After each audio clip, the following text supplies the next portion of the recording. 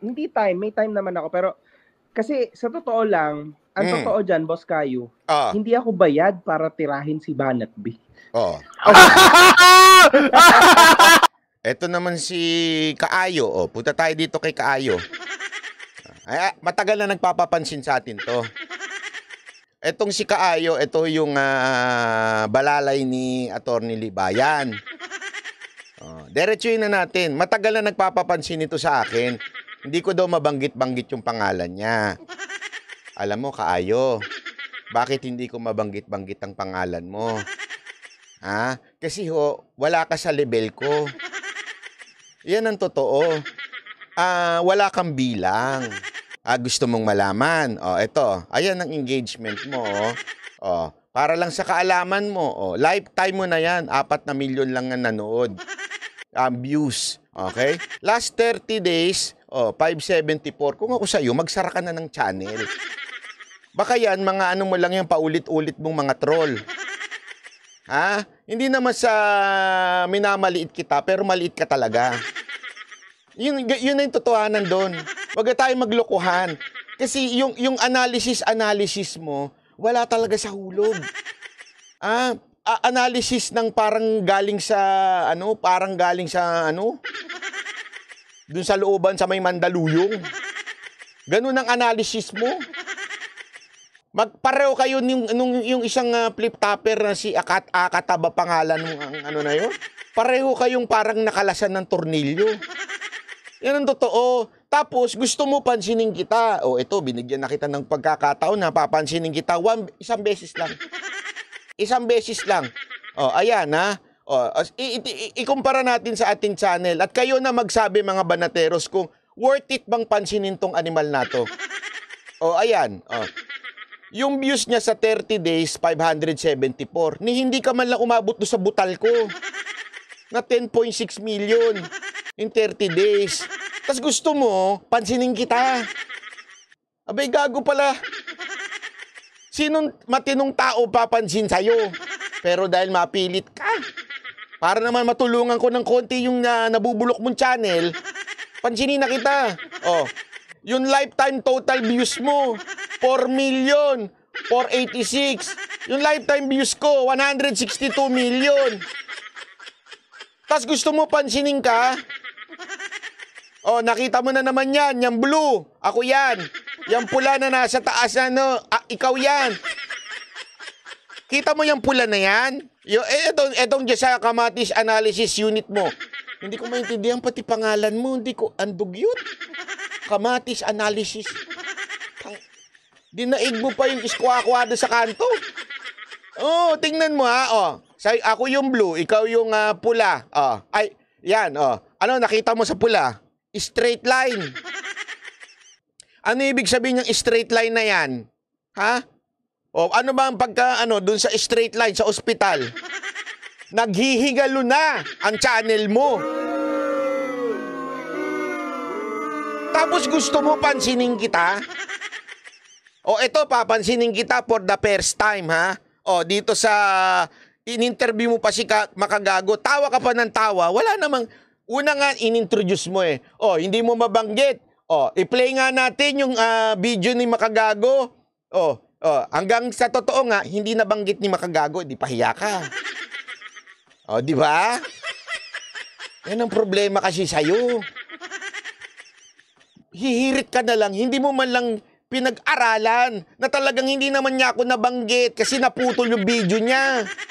Ina naman, tanga-tanga naman. Gago!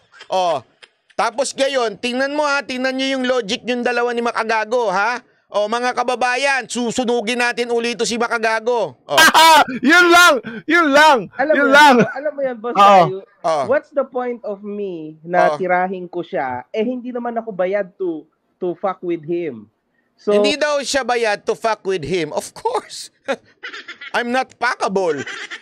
Hindi talaga ako papayag. Dito pa lang, sablay na siya. Sabi niya, hindi daw siya bayad para tirahin ako. Bakit nandun ako sa uluhan mo na parang tinuturo mo? Isinama mo pa kay Pangulong Duterte tsaka kay Kibuloy. Tapos nandun ako. Hindi mo ko tinira. Anong tawag mo doon? Ang ina naman eh. Tanga-tanga naman eh. Sorry pasensya na. Pwede ba pakidelete na lang yung mura ko? Kasi minsan talagang kabobohan sagad eh. Ito, hindi dapat to makagago, dapat dito makabobo. Hindi daw niya ako tinitira, binayaran para tirahin ako. Pero nandun ako. Ano kaya yun? O, ituloy natin. Anong point? Una sa lahat, magsayang akong time. Kasi boss, kayo ganito yan eh. Oo. Tulad ni Nico David. Yung isa naman, tama. May tama talaga. Umagri siya na hindi ako tinitira ni makagago. Ano yung turo-turo? Sino yun? Kaluluwa ko. Picture ko yun eh. Ang pugi-pugi nun, tas tinuro-turo mo pa ako. 3 demonyo pa tinawag mo. 3 ba yun o 2? Akala ko ba hindi ako yun? Hindi mo ko tinira. Anak ka ng wewe, oh. O, tuloy. Na dati, madalas niya, hindi na siya sumagot kahit kaya na he's gone. Tapos na siya. Na-flash na siya straight to hell. Ngayon, Boss Kayu, sa totoo iba yung lang. tinutukoy niyo doon, Ako, kilala nyo na ako, kilala ako ng viewers mo na, kilala mo ako. Sobra akong totoo. I am so true to myself at sa mga tao na ngayon, ang gagawin ko is magsasabi pa rin ako ng totoo sa inyo. So anong pinupunto niya dito? Nagpapasikat siya. It's all about him. Pero papatunayan ko sa'yo, this is not about you and this is not about me. This is about the Filipino people. Makagago, makinig ka ha. Oo, magpapakatotoo ka. Sinasabi mo, magpapakatotoo ka. Hindi ka magsisinungaling. Kasi kilala nyo ako, ganyan ka ng ganyan. Sandali, makagago. Wala kaming pakialam sa'yo. Hindi ang punto namin, ikaw. Ano ang punto namin? Bayad ka. According sa'yo, bayad ka. At ang tanong, sino nagbayad sa'yo? At saan galing yung pera na yun? Hindi mo mag-gets yung issue na yun eh. Tuloy natin. Hello? Hindi kita marinig, Boss Kai. Hindi kita marinig. Wala kang mic. Hindi ka marinig, Boss Kayo, ha? Tuloy na, tagal. Itutuloy ko. Okay. So ngayon, mga boss, ganito yan. Sige, tuloy mo. Si Nico David kasi, ang nakakatawa sa kanya, tinitira niya si MG regarding sa sugal daw, di ba? Kaya siya nagpo-promote daw ako ng online casino and all that. Okay. Pero sa totoo lang, ayun nga yung sinasabi ko, before stating that, dapat intindihin mo na ikaw din, nagpo-promote ka rin ng online casino. Diba? Si Nico David yan. So yan yung logic niya. Si Nico David daw, tinitira siya dahil sa online casino, pero si Nico David din daw, ibig sabihin, hipokrito si Nico David.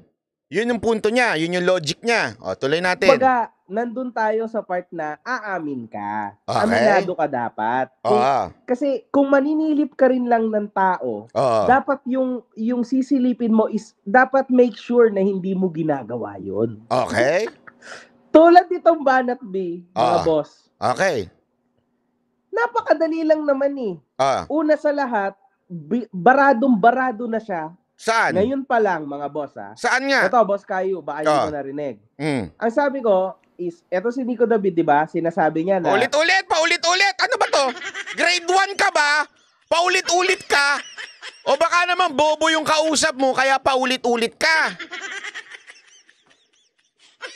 Hindi ako nagtatanong lang, bakit paulit-ulit? Paikot-ikot ka. Paikot-ikot.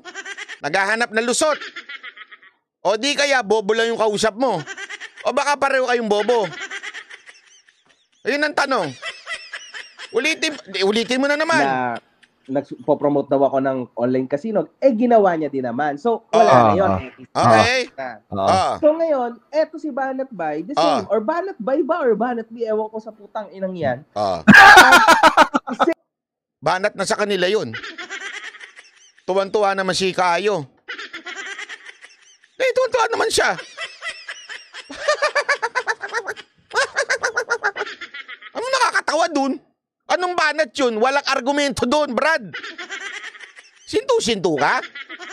Asan ang argumento doon? Wala. Pagmumura lang yun, tuwa-tuwa ka na. No wonder. Makikita mo yung level ng utak ni Kaayo. Isipin mo, Boss Kayo, ha? Nagsasabi siya na bayad ako. Sinabi ko ba na hindi ako bayad? Wala naman nagsasabing ganun. Bayad talaga ako. Umamin siya. Bayad talaga ako. Bayad talaga ako. Inamin niya. Dito ba lang? Case closed na eh. Napaamin natin na bayad siya. Mantakin mo, inamin niyang bayad siya. And he is proud na bayad siya, ha? Tingnan nyo, ha? Proud siya na bayad siya. Ang bayad sa akin, hindi lang, syempre hindi na ako magsasabi ng numbers, but big numbers. Big numbers. Ako ang highest paid. Siya daw ang highest paid. Magkano yung highest paid? Nung isang araw na binanggit natin, hindi ko sinasabing ikaw ang yun ang natanggap mo, ha? Pero yung impormasyon na yun, yun ay binulong lang sa akin. Ayan ang tinatawag na hulog kasabitan.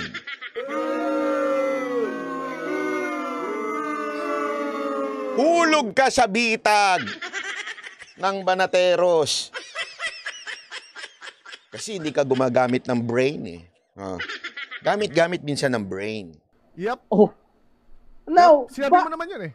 Pero, aminin niya din na siya din ang highest paid sa kanila. Highest paid daw ko sa kanila. Si Duterte magbabayad? Anak ng tutsa. Eto'y papuputol kong malaki. Mapatunayan mong bayad ako ni Duterte. Ng malaking malaki. At kahit sino, walang aamin na bayad sila ni Duterte kasi wala. Alam nyo ba na pasensya ng Pangulong Duterte, ha? Alam ko naman totoo yun. Kasi hindi kailangan magbayad ni Pangulong Duterte ng supporter. Kasi organic si Pangulong Duterte. Kaya nga ngayon wala na siyang pakinabang, sinusuportahan pa rin siya ng mga vloggers eh. Why? Think about this, ha? Bakit ang daming vloggers na sumusuport pa rin kay Pangulong Duterte even if wala na siyang pakinabang, naging presidente na siya? Kasi very organic si Pangulong Duterte. Walang hindi na kahit kailan kailangan magbayad niyan. Maniwala ho kayo sa akin, mula noon. Nung kampanya nga hindi nga nagbayad dyan, walang bayad dyan. Walang-wala. Ngayon, since nag-accuse ka, patunayan mo nga. Kung wala kang ebidensya, ililinya kita kay Nino, ililinya kita kay Bobong Lipunan. Gago! Yun ang totoo. Sama-sama kayo sa isang linya. Pag nag-akusa, puro walang ebidensya. Di ba ho? Wala. Tuloy. Easy lang yan. Tapos, yung amuyong niya na si Kaayo, naniwala naman. Ang tanga rin, ano? Bobo talaga. Siyang highest paid ni Duterte. Sana totoo, no? Kasuhan mo na, hindi. Alam mo, itong mga ganitong tao, waste of time. Pero ang sarap kasuhan eh. Kung may pera lang ako. Hindi, sarap kasuhan pag may pera lang ako. Pero wag na, mag-aaksela ako ng abogado. Idagdag mo sa listahan to, J. Guevara, ha? Ligdagdag mo. Tuloy. Guys, kasi yung mga nagsasabing sayang ang oras ko dito, ipapaliwanag ko sa inyo kung bakit ko ito dinidiscuss. Huwag niyo pong sabihing sayang ang oras.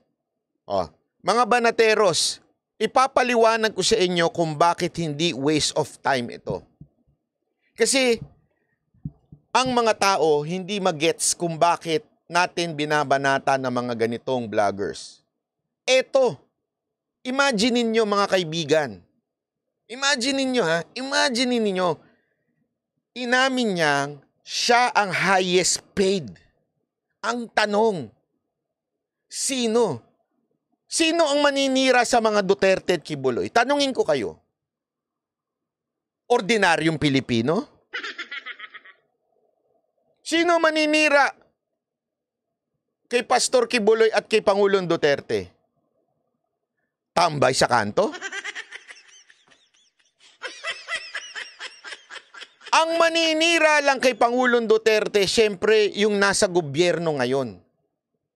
Sinisiraan nila ang mga Duterte kasama si VP Sara Duterte dahil makakalaban nila yan. Makakalaban nila yan sa eleksyon.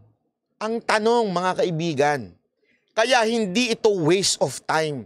I'm not focusing on Makagago. Si Makagago, aminadong bobot gago. Hindi yan ang punto ko dito. This is not about who is greater, me or Makagago. No!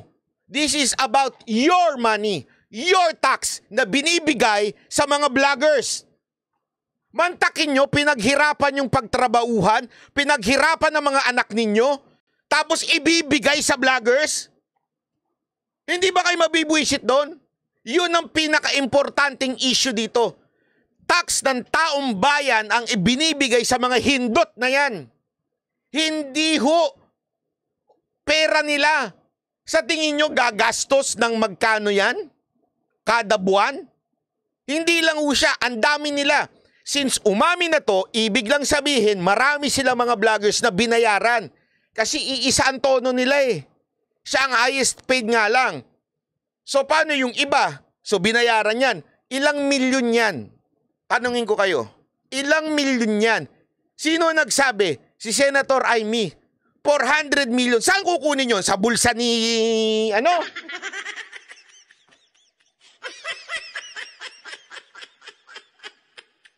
Isipin nyo ha, kayong mga kapulisan, kayong mga kasundaluhan, makinig kayo na nanunood dito.